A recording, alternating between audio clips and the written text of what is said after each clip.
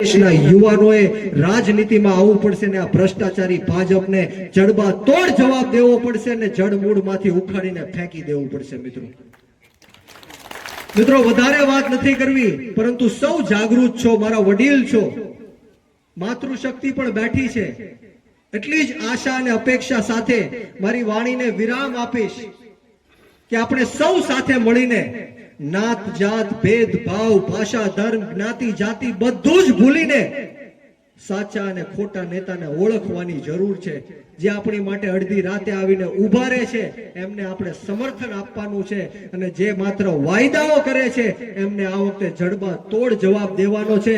ત્યારે હું તમારી પાસેથી વચન લેવા માટે આવ્યો છું, ખાતરી લેવા માટે આવ્યો છું કે શું આ ગામના લોકો સાથે મળીને આમ આદમી પાર્ટીને સમર્થન આપશે કે નહીં આપે? આપશે કે નહીં આપે? આવનારી જિલ્લા પંચાયત ને તાલુકા